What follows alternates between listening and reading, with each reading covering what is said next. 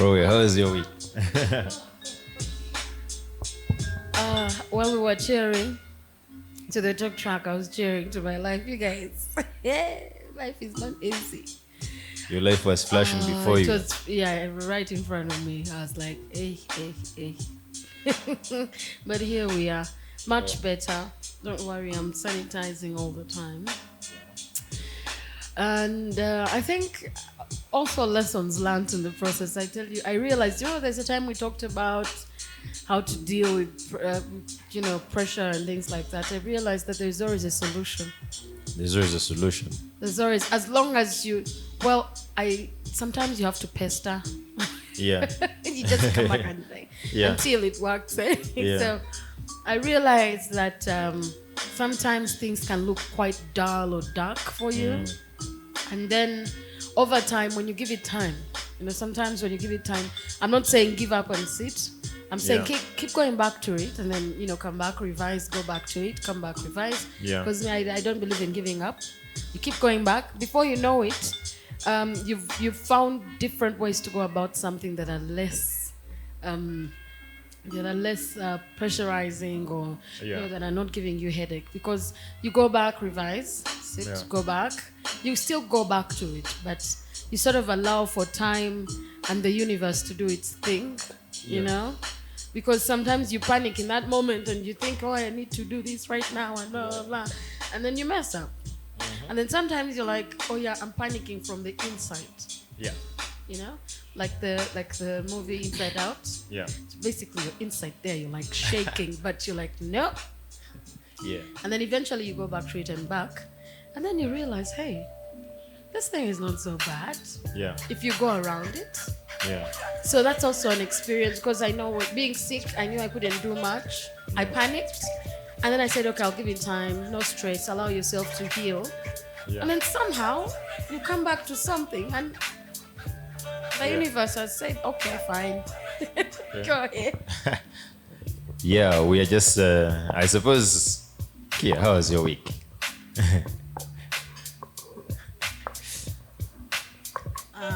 My week has been a tough one. I wasn't sick, but it has been such a dull week. Like, I had so much work to do, but I did not have energy to actually do that work. Like, I would wake up, open my laptop, work for 30 minutes, and I don't know. I don't even know if that's how depression feels. There's an English word, you are in the doldrums. I think so. But I'm glad I'm feeling better now. And tomorrow I'll start on high spirits. That's how the week has been. Yes. And I suppose I was asking because sometimes as you go through the course of your week, life can feel mundane and boring. And then you feel like the people are living a more exciting life. And you're doing the ordinary things. The ordinary things in the perfect way. Do you feel like sometimes you yearn for excitement or something more thrilling than your usual activities, the repetitiveness or the nature of the work? Or do you grasp for exciting things during the week? How do you motivate yourself if you're like in the doldrums, if you're like in that hole, you're not motivated to finish your tasks? Basically, of course, we sometimes yearn for something more exciting. I know right now with the age of social media, there's a lot of comparison where you think other people are living a more exciting life than you. You're there, you're depressed, you're overwhelmed with things. You open your status and some people are like, they're like living some life somewhere. But me, how I always get my, I call them comfort shows. Yeah. Friends is my comfort show. Like, I've watched Friends. Like, when I feel very low or something, I always go back to Friends, watch a few episodes, laugh, and come back to reality, and like things have to go on. So that's how that's what I do. Do you think that's... I don't know if it's a good one, but it works for me. Do you confront or escape? Or when you're like watching a show, it's a mixture of both? I'm escaping. It's escaping, eh? I'm escaping, then I come back and face it Yeah. later. Postponing. I agree with you. We are live at the Bar House, the TalkTrack, and we're just talking about how during the course of a week we kind of like deal with the little things that are the little things that come to the back of our heads, maybe because of the nature of our work or because of the nature of the current circumstances we're under. And it's a very fascinating thing how we use time. Sometimes people think that for you to use your time properly, you have to be really productive. And some people are like, some people don't have a good work-life balance or they don't know how to switch off. And the people who are super productive and feel low-key judgmental towards guys who know how to work smart. You finish your tasks and then you can't do whatever you want. Yes, Rory, how do you motivate yourself when your week is not waking?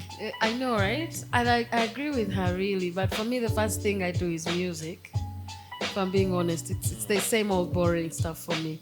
If anyone would be surprised I said music, really, that would be a shock also for me. Because for me it would be music, but I go down to specific people and listening. But when we talk about the shows, oh my goodness, I do agree. Sometimes, with the music, then I want alone time. Yeah. You understand? With movies, I usually, I'm the type of person who will encourage everyone to sit down and watch a movie with me. Or like a series or something. I'm like, oh, this is going to be so funny. And I love funny stuff. So I just say Friends, yeah. I do go back to Friends, but mostly for me, I am a mind your language kind of girl. Yeah. I go back and watch that thing over and over. I've never been tired of it. I'm still trying to get keeping up appearances. Eh? Yeah. But I think I know the person. That's why I'm looking at you. Yeah. I know the person to go to. I'm going to help you look for it. Huh? Keeping up appearances. For those of you who are listening, you don't know what keeping up appearances. It was like this British comedy on BBC. Yeah. And if you're growing up here, it was on UBC back in the day. Yeah. Mrs. Bucket. Oh yeah. It's a really great British of great comedy, yeah. Yeah. So I always go back to mind your language and recap and replay. And then though lately some people are at home because Young Sheldon. Yeah, that's also been quite a fun one to watch. It's a very cute little thing, and very serious, so it's hilarious. So you're right. Sometimes you get those, like she said, comfort shows, and then you just tuck yourself in and drink some, exciting things that I will not mention. Okay, yeah, maybe a glass of wine, maybe some hot tea or coffee. I love coffee. So I'll rephrase. Maybe a glass of wine, maybe some coffee. And a good movie. And a good movie. So how do you... And that's when I eat the wrong things. That's when you eat the wrong things. The things we are told are not supposed to be. You're not supposed to eat. Yeah. If I'm going through that phase of uncertainty or stressed out or just needing my alone time, all those things, put all of those things that fall in that line. That's when I'm going to look out for the most unhealthiest foods, but most tastiest foods. Because at that moment, I'm like, I don't care. I do not care. This is my moment. Guilty pleasures. Huh? Yes. So while you watch that fun show, maybe some, the drink, the wine. Yeah. I'm being polite about the drink. The wine and the coffee. My goodness. And all the wrong things, you eat them. It's okay. Yeah. In that moment, it's fine. We'll talk about it tomorrow. I'll think about it tomorrow. But in that moment, when you're enjoying your guilty pleasure, do you feel like sometimes you're not allowed to switch off? Yeah. Sometimes I'm like, how do I get out of this now? Yeah. You get into it and you're like, how do I come out of it? And then you're like, wake up, reality. You need to, then step up.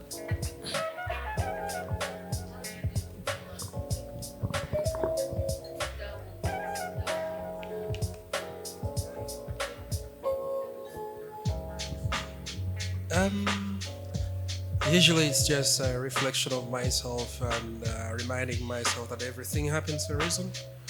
And trying to focus on the positives in life. Yeah. I try to push myself away from being pessimistic, and I think about what else could be remaining that is good that I can build on. Yeah. So basically, that's how I move on.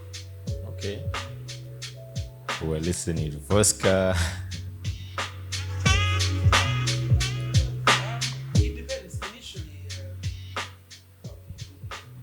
It depends. Initially, I used to be one person who would drag myself down and feel like, oh, it's the end of the world. And at one moment, I was seated with my mom in Netherlands, and she was telling me, you know what, son, everything happens for a reason, and every time you fall down, you have to get yourself back up on your legs. Otherwise, if you say, oh yeah, it's the end of the world, I cannot move, then you're letting yourself down with a lot of other positives that you could actually do. Focus on. So every now and then, even when I feel like, oh, I'm annoyed today, I'm like, wait, I think I have this that I haven't accomplished. So by turning my attention to something else, I'm avoiding the negativity. Yeah. Yeah. Okay. Yeah, do you give yourself a break to feel like you have to be productive all the time from work? Oh yeah. There are moments when I feel like everything really has to be accomplished.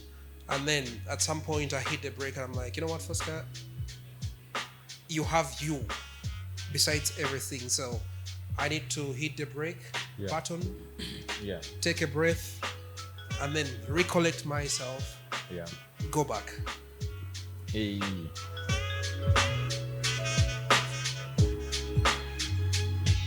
Yes, Fosca, what do you do in your break? You're asking about my break. My break is funny that sometimes I've found it hard to be around people. Yeah. Because I presume them never being in a position where they can understand me and how I deal with my life. Yeah. But for example, in the office, if I'm really put up with a lot of things, I'm one person who will turn on my speaker, play music. Yeah. It doesn't matter who is there, because when music is playing, that's when I concentrate most. So I'll do a lot when music is playing, but most are like, above it all, I'm giving myself a break. Yeah. And I'm like doing things without thinking about any negativity surrounding me during that moment. Thank you, Fosca. And I think a lot of the negativity is self-inflicted, and especially in our work environment, most of it is around comparison. You compare your work output to your colleagues' output. There's a lot of yes. So how do you deal with because in any work environment the people are super productive, super competitive, just in terms of, and it doesn't have anything to do with you, but it's more about them having a sense of validation to their productiveness. How do you avoid like comparing yourself? I found a mechanism. Maybe it's me, but I call it a mechanism. And some people over the years have said, you don't have the, I do not give a, let me choose a nice word. I do not give a damn attitude. Yeah. And hardly do they know why we're at that point, really. You know, because trust me, your whole life, even, and you know, we begin to adjust as adults, because as kids, these are the pressures, in school. Friends, families, relatives, like everyone is out there trying to have their child. In fact, I believe that Africa is almost close to Asia in terms of perfection, you know, in expectations, the standards. Yeah. Because we have parents who are going to constantly remind you how so and so's child. Auntie. Even the aunties and uncles, everyone will come to tell a story your to their cousin friends. is doing this. So and so now has got this. In the school now they are the prefect. So you see these pressures, even in school, I was that kid. I have friends who would be up before the prep time, and I'm like, okay, I'll take those extra 5 minutes, get up, get ready, and go. But then they always have found a way of making me feel guilty for waking up on or in time because they woke up before time.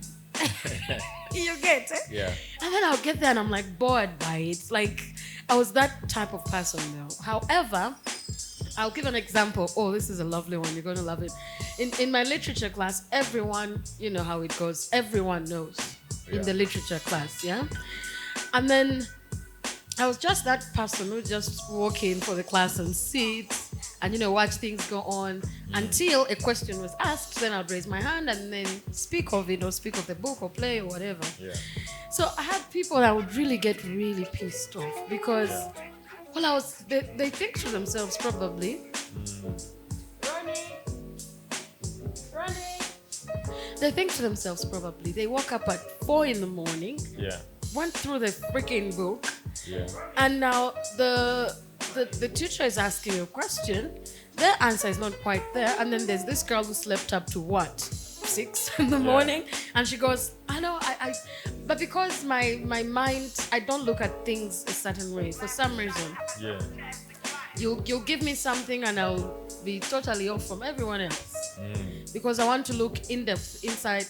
I want to imagine most of us want to look from the top of things. We don't want to get in because people have told us when you get deep into stuff, then you're some sort of nerd or like you're very creepy and weird person. So people are not in touch with their insides, their inner selves, or in, you know, life itself. So I learned not to care a long time ago. But how do you get there? How do you get to learning how not to care? Because you get tired. You know, you get tired of the, oh, you should also be like so and so.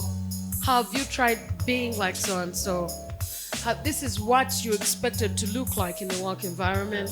This is what you should sound like. You know, it gets quite, you know. Like let's move on to who am I? I remember the first time I was on TV, they told me I was laughing a lot. I said, well, I think that's me. Half the time I would ask the question, if someone said something funny, I laughed. Even if, okay, it was a business show, but I said, so how are we supposed to get things out of people if we are not ourselves? Yeah? So I got fed up of the standards that were, you have to do this for it to work kind of life. Sometimes no. Even the other way, even if you choose not to do the standard, it can fail, it can work. When you choose to do the standard, it can fail, it can work. So I stopped caring in a sense of, don't put me under pressure. After all, I'm only here to live through this life the best I can. When I'm gone, I shall be gone. I don't want to go when I was uptight, or I did not try some things out, or I didn't risk, or I didn't tell myself, well done. Because I didn't reach a certain standard of a certain cousin who is living in a certain part of the country where I have to drive 5-6 hours to reach, you know? So I think I just sort of stopped caring. Even at work, I would go do my thing and leave. If you expected me to sit after the show and get into chit-chat, because chit-chat becomes what we call lugambo, it's not going to happen. Office place gossip and everything. For me, I do my thing, she'll pack my things and go. I was like, who does she think she is? I'm like, well, this is the girl who wants to go and relax and come back the next day and do her thing. So all of those pressures. No. Yes. Okay, how do you, because you mentioned comparison earlier, how do you deal with like avoiding to, you know, compare yourself to other people who you might think are super productive, even though you might, because there's a difference between being efficient and productive. Yeah? Productivity can take a while, and efficient people tend to get things done, even, let me say, before your deadline or quickly or in a shorter period of time. How do you avoid comparison with, especially with work? Okay, with work, I think from my experience, because I've had the privilege of working a 9 to 5, I've also had the privilege of working from home. So I realized that right now we are very obsessed with being busy. I'm busy even when I'm not productive. Like, it feels good to tell someone I'm so busy, I cannot do that. People like being busy. Yeah, we like being busy even when we're not productive. Yeah. But I've also had the opportunity of doing a field job where when we're at office, I don't have much to do at office. Like you're just replying to emails, but you find when you're with someone, you have the same job description, and we're at office together, and someone is so busy, and you're like, dude, what are you doing? Downloading movies. You get it? So like that's why like I realized I just have to focus on myself. We had a country director at one point who, with his leadership, he really encouraged the effectiveness, as you've said. Like he did not believe in come to office and sit from 9 to 5, look very busy, and you're not giving him results. So I've picked up that to actually be result oriented. Yeah. If I know I'm going to work for 2 hours and be effective, I'm not going to try to look busy after all those 2 hours just to show people that I'm working. Yeah. And I try not to look at other people. Like, I don't care what you're doing on your laptop. Me, I've come, I've done what I've done. Yeah. I'm going. At 5, I know I'm always among the first people to leave. And I tell people, I don't pick work calls like at home. I tell people, I leave my laptop at work. When you ask me for something, I'll be like, I'll give it to you tomorrow at 9. So I don't really compare. I just mind on myself. What am I bringing? What is my objective? What is my goal there? Am I giving the results? Yeah.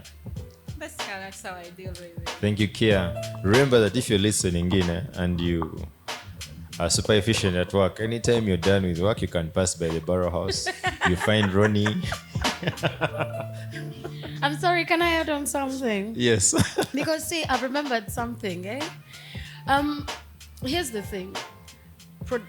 What you deliver, for me, like she said, I believe once you deliver, I'm good. I'm that type of person. Yeah. It's okay. Do not, especially with certain kinds of works. When I was in media myself, it's not the kind of job where you're going to be there from morning to evening and then. See, I would go do my show, have the meetings and move. But for some reason we have this thing. I don't know if it's become a culture or has been a culture for so long that the thing is we want to do things as per, like I said, these are the standards. Yes, that you will find a boss who is doing nothing also, and they can afford to leave and go. Someone has come, done their part, and the boss will ask, why did you leave right after me or before me? And you say, but I handed in my assignment, and it's not that they've given you extra work to do. I think it's okay to do what you're supposed to do and move. I think that is how we shall deal with things like depression. With a lot of our young minds, people are working and are depressed. You go to work, you have nothing to do. Yeah. You finished your work. If I walk away, sometimes even you have a person who's sick at home. Maybe you have to run some errands. Like, we need to find a way of, in our workspaces, helping our people be more effective in how they work. Yeah. The lessons are there.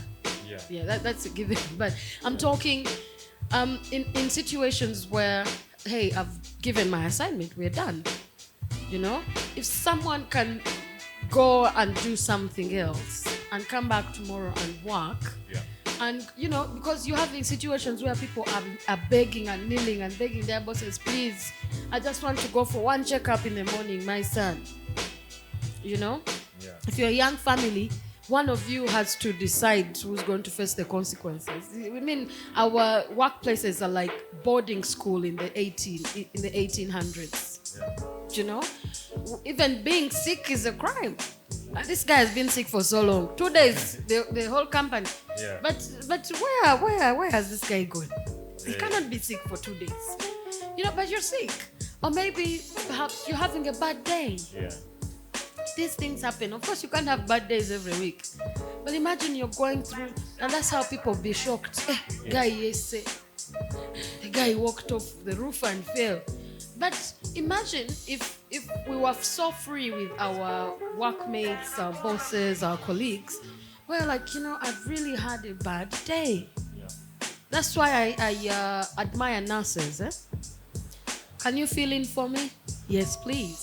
The next time, Can you fill in for me? I filled in for you last time. It's okay. Is the work done? Has the work been delivered?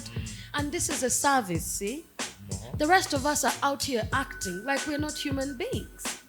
Like we're some sort of robots. Even the robot needs some bit of, It has to be oiled up, greased. yeah, every now and then, check the systems, things like that.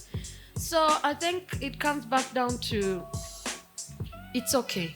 Let's all learn. I reached a point for me, I remember every time I was getting a job, I would say, but I do respect my weekends. Like I had to just throw that in there. I do respect my weekends. So in case I get this job, please be aware that my weekends are mine. Because I'll be here Monday to Friday, which means I need the weekends to sort of like, get myself powered up. And then they would always ask, like on Friday, tomorrow there is this national day, will you be available? Then we can. But you don't call me on that day and tell me, hey, you should show up at the office. No, it's my weekend. And I think we should learn to respect that. If you're getting people to work, know that this person, if you're having 3 or 4 people on the same job, that maybe they can interchange. If I'm working up to a Thursday or Friday, then the next person works through the weekend. The next time I work the weekend and they work through the week, oh my goodness, you will see how much we get done. I think we can get so much done in a shorter space of time, and we don't have to necessarily inflict people on the hardcore 9 to 5. Honestly, that work culture.